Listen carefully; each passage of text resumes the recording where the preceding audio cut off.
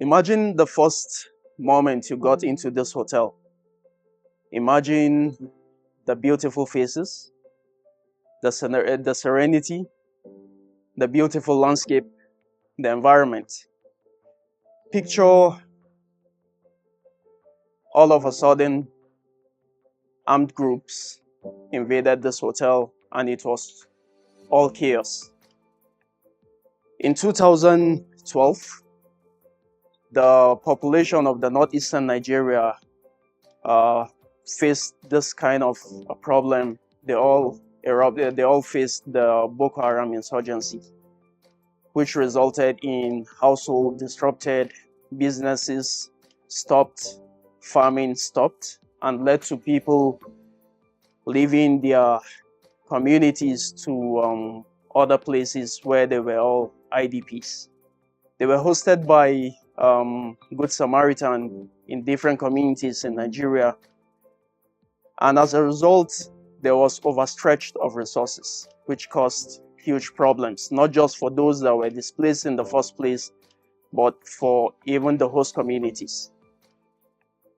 In 2016, the European Union and BMZ commissioned the resilience program in Adamawa State, Nigeria, which supported the Nigerian government in the recovery process of the aftermath of the insurgency in Nigeria. I'll tell you a story about Hajara, who was supported by the livelihood component where I worked with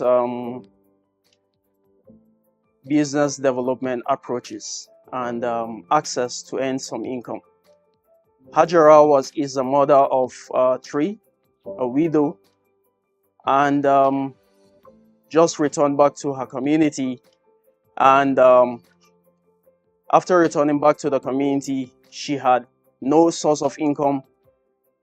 She has nothing to fall back in, little or no asset.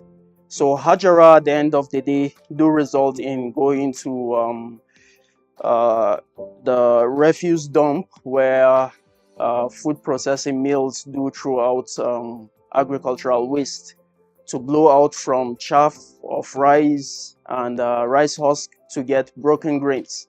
So they have to work on kilograms, several kilograms of rice husk to get just few kilograms of rice, of which secures their meal for the day. So which means they will have to do this each and every day to get a meal.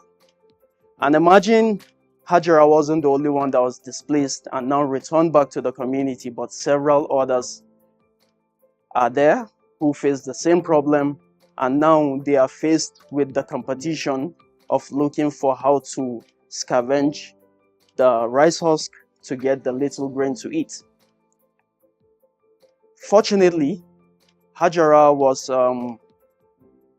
selected as part of our beneficiary who were all trained on economic development activities. She decided to, she opted to be trained on soap making.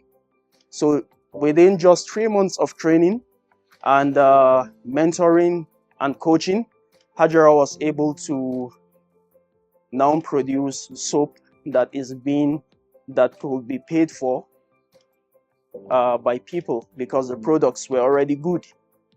So now Hajara, within just 3 months, is able to get her business going, cater for her family needs, and she's also able to send her children to school. The good thing about this is that business development is never small. When you give people such as Hajara the opportunity to a little push to go into business, it gives them the hope to be able to see themselves better. It gives them the hope it gives them the opportunity to give their children hope to go to school, to secure daily food. But the question is, there are several people like Hajara. So what do we do about them? So what we do about them is We are trying to train a set of business development experts who will train people who are community based and will opt into training people as a volunteer service for business development strategies. They will set up business groups, they will mentor them, and they will train them. So by this doing, they are already getting payments from the services being rendered by the group and from the payment from the savings that the group is delivering. So they're already getting paid.